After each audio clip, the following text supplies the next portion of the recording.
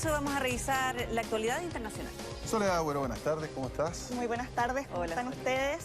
Vamos a Puerto Rico porque siguen las repercusiones tras la peor crisis institucional que están enfrentando y a esta hora se están desarrollando nuevas manifestaciones para exigir la renuncia del gobernador Ricardo Rosselló. Ahí estamos viendo parte de las manifestaciones de esta jornada, donde Rosselló ayer dijo que no va a ir a la reelección en la votación que está prevista para el próximo año, para el 2020, pero reiteró que antes de eso no tiene ninguna intención de dejar su cargo, que es lo que están exigiendo los manifestantes. Esta crisis que, recordemos, se desató por el llamado Telegram Gate, que es cuando se filtraron estas casi 900 páginas de unos chats que había sostenido el gobernador con otros funcionarios de su gobierno, donde prácticamente no dejaron títere con cabeza. Ahí veíamos insultos hacia políticos, hacia periodistas, artistas como Ricky Martin, con insultos de carácter muy misógino y homofóbico, incluso hacia las víctimas del huracán María. Y acá hay que tener muy presente que, claro, todo esto detona a partir de estos chats, pero la molestia de la gente se arrastraba desde hace mucho más tiempo. ¿Por qué? Por la crisis económica que desde hace ya varios años afecta a Puerto Rico, desde hace más de 10 años. Critican a Ricardo Rosselló de no haber sabido manejar esa situación y también por la mala gestión del huracán María en 2017, un huracán donde en su momento se dijo que las víctimas fatales habían sido 63, luego estimaciones de la Universidad de Harvard dijeron que no, que el número de muertos había sido muchísimo mayor, alrededor de 4.000, y finalmente el gobierno tiene que aceptar que el número de fallecidos había sido cercano a los 30.000 muertos, ¿no? Eso fue un tremendo error, incluso bochornoso, sobre todo porque en la reconstrucción tras el huracán María hay algunas zonas devastadas en donde ni siquiera tienen techo en las casas. Todavía hay casas que tienen techos con plástico.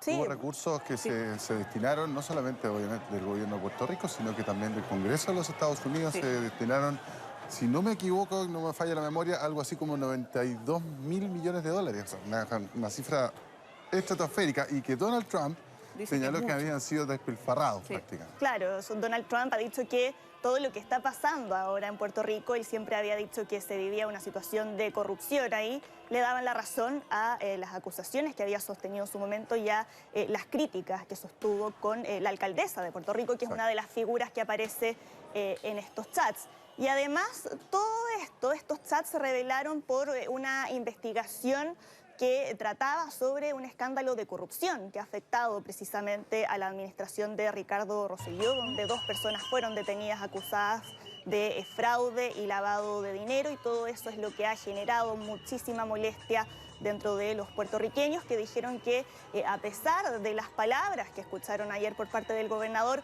van a continuar con las manifestaciones. Esta es la 10ª jornada que hemos visto dentro de estas últimas semanas, y van a continuar para este lunes. Recordar que además de estas manifestaciones está convocado un paro general, donde hay varios artistas que están participando en estas protestas, entre ellos Ricky Martin, que había sido aludido en esas conversaciones, y donde de la mayoría de los funcionarios que aparecen involucrados en esos chats, el único que no ha renunciado es el gobernador. Bien, y vamos ahora a revisar las imágenes que nos llegan desde Portugal, donde se declaró alerta por unos incendios forestales que se iniciaron durante el fin de semana y que han dejado al menos 30 personas heridas. Son incendios que se concentran en el centro del país, principalmente en los distritos de Viseu, Castelo Branco y Santarém.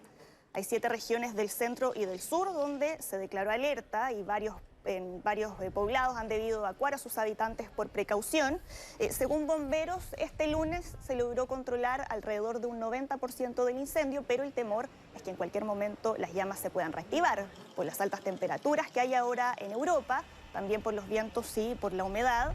La policía ya abrió una investigación para tratar de investigar las circunstancias donde se iniciaron estos incendios, porque se cree que varios de esos focos fueron intencionales, porque en los bosques de varias de las zonas que resultaron dañadas por estos incendios se encontraron artefactos explosivos. Ya hay una persona detenida, un hombre de 55 años, del cual se sospecha que pudo haber iniciado las llamas. Y en estas últimas semanas hemos hablado muchísimo de la tensión que hay en el estrecho de Hormuz, una tensión que se detonó a partir de la decisión del gobierno de Donald Trump de retirarse del acuerdo nuclear que se firmó con Irán en 2015 y, por lo tanto, el aumento de las sanciones contra el régimen iraní. Pero ahora las tensiones en esta zona han aumentado con otro de los países firmantes de ese acuerdo, que es el Reino Unido. ¿Y por qué llegamos a esta crisis? Por la captura el viernes del barco Stena Impero, que es un buque petrolero con bandera británica, que estaba circulando por la zona y que la Guardia Revolucionaria iraní el viernes se capturó.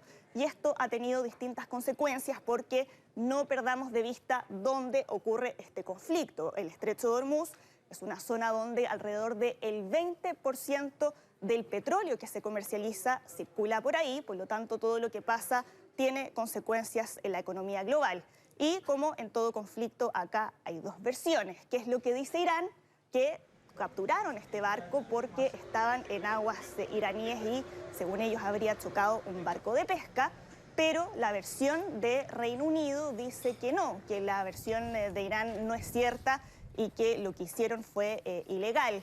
Estamos viendo ahí las primeras imágenes que se divulgaron durante este día del interior del barco con los 23 miembros de la tripulación, que según han dicho desde Irán están en buen estado, pero también cabe preguntarnos por qué Irán se vio motivado a actuar de esta forma. Ellos habían advertido que en cualquier momento podían tomar represalias contra barcos con bandera británica, porque hace ya algunas semanas Reino Unido había capturado al barco Grace One, que era un barco que acusaban de comerciar crudo con Siria, que es algo que está prohibido según las sanciones que había fijado la Unión Europea contra el régimen iraní, y también para seguir ejerciendo presión contra otro de los actores firmantes de este acuerdo para que ayuden a sortear las sanciones que fijó el Reino Unido y volver al acuerdo que se fijó originalmente en 2015.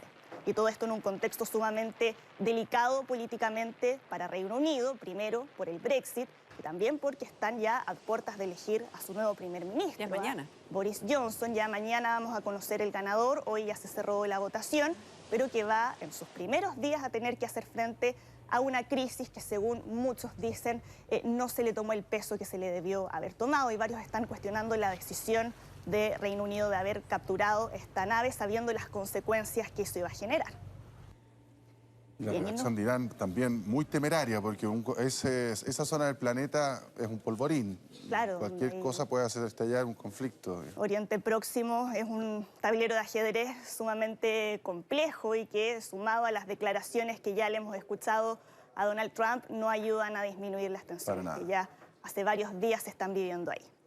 Y sigamos en Europa para ir ahora a España, porque este lunes se inició el debate por la investidura del presidente del gobierno, Pedro Sánchez. Recordemos que su partido, el Partido Socialista Obrero Español, ganó en las elecciones de abril.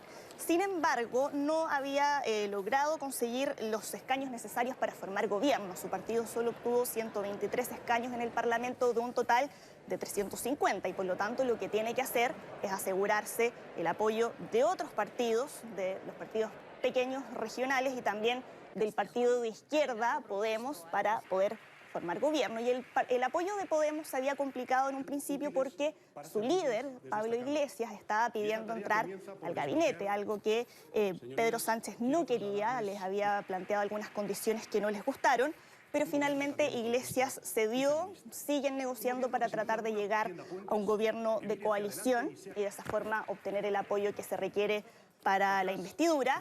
Este martes se va a realizar la primera votación, donde ahí se necesita una mayoría absoluta de 176 diputados, pero si no lo logra, el jueves se va a realizar una segunda votación donde ahí solo requieren de mayoría simple. Y sigamos con las imágenes de la 7ª semana consecutiva de protestas en Hong Kong, donde volvieron a estallar las manifestaciones contra el gobierno chino, pero como estamos viendo en las imágenes, esta vez se dio una situación algo distinta a lo que ya hemos visto, porque ahí observamos a gente vestida de blanco que son partidarios de el gobierno de Beijing y de la jefa de gobierno de Hong Kong, de Carrie Lam, a quien los manifestantes ven como cercana a Beijing. Y ahí se acercaron en una estación de tren a encarar a los manifestantes y según los primeros balances, 45 personas tuvieron que ser hospitalizadas por la forma con que terminaron los incidentes de manera muy violenta. Recordemos que estas protestas partieron exigiendo el fin de un proyecto de ley, de un proyecto que ahora está suspendido, que buscaba extraditar a los acusados de ciertos delitos a la China continental. Y ahí los manifestantes decían que con ese proyecto de ley iba a significar una mayor injerencia de Beijing y el fin de las libertades especiales con que cuenta Hong Kong, que no olvidemos que es parte de China, pero es un territorio semiautónomo que tiene un estatus especial, que en muchas cosas funciona de manera distinta, y ahí creen que la China continental no está en las condiciones para un juicio justo. Sin embargo, con el pasar de los días, lo que vemos es que el pedido de los manifestantes ahora va muchísimo más allá de ese reclamo puntual. Ahora están exigiendo la renuncia de Carrie Lam, de la jefa de gobierno, y también que se abra una investigación independiente por el actuar de la policía. Esto es un grupo de matones, ¿no? ¿Ah? Sí, bueno, ahí varias personas también están criticando que la policía no actuó de la misma manera con que actuaba con los manifestantes que han salido a protestar de manera pacífica. Bien, y lo que estamos viendo ahora son imágenes que nos llegan de Nigeria, donde veíamos el momento en que un hombre burla todas las medidas de seguridad, irrumpe en la pista de aterrizaje de Lagos, en la capital de Nigeria, y se subió al ala de un avión. Todo esto mientras el avión estaba a solo minutos de despegar, estaba en plenas labores, y afortunadamente el piloto alcanzó a darse cuenta de todo lo que estaba pasando, apagó las turbinas y se detuvo al ver esta situación, donde vemos ahí que el hombre además iba con un bolso y que antes de subirse al ala mete ese bolso ahí dentro de la turbina. El avión estuvo cerca de 30 minutos parado en la pista. Se alcanzaron a ejecutar todos los procedimientos que se exigen para estos casos, y todo esto también en medio del susto de los pasajeros y los tripulantes que estaban ahí viendo todo lo que estaba pasando, porque decían que este hombre había tratado de meterse dentro de la cabina. Bueno, ahora nosotros lo vemos, claro, con imágenes que han captado los pasajeros, pero ¿cómo entender esta situación si él estaba con un bolso? A lo mejor se quería ir en el mismo viaje, claro, pero por fuera.